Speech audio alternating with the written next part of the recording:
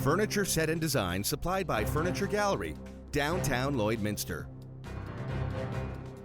I am joined today by Mayor Craig Copeland from Cold Lake, and we are talking about a recent trip that he took to Grande Prairie to preview their Winter Games festivities this past weekend.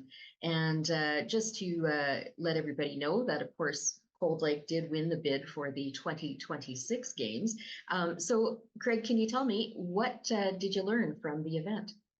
It was excellent. There was four of us that went up to Grand Prairie, and the staff that are involved in the games, the volunteers, they did a great job showing us all the venues.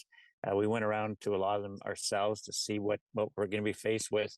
There are 17 different sports going on there, all the 8 zones there, 2,400 athletes, coaches on site. So we got to see how do you feed 2,400 people, the accommodations, which is inside the schools, and just the coordination of the busing is it's something else. But we've done our area's done the games, us and the MD of Bonnyville, the town of Bonnyville and Glen, and we've done the games back in 2010, and so we're pretty excited about hosting the games in 2 years from now, and we look forward to the challenge.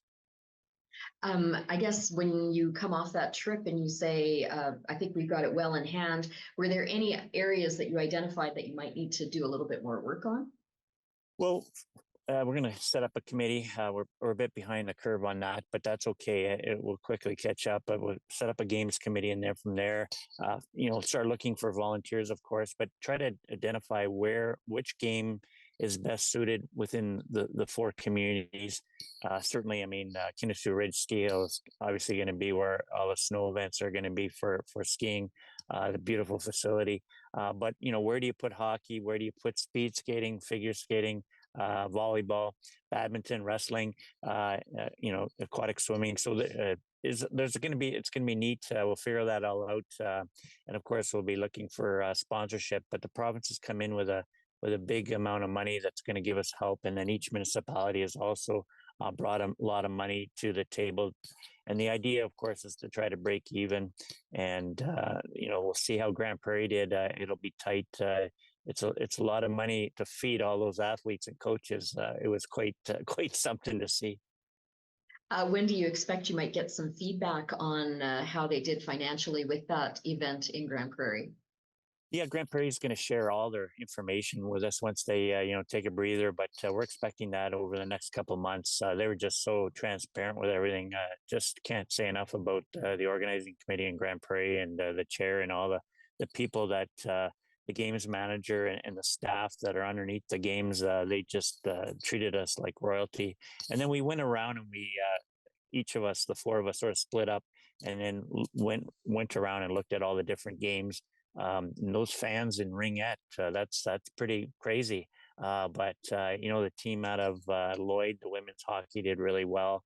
And then representing Zone 7, the boys hockey team, the Northeast Panthers, representing Zone 7, won silver.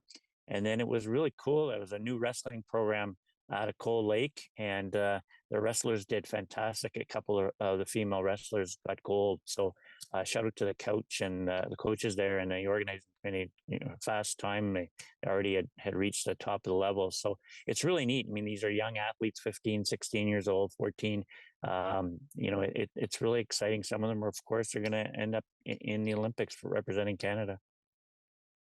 That is very exciting. So Mayor Copeland, thank you so much for shedding some light on that for me. And we look forward to that event coming up in 2026. Thank you very much.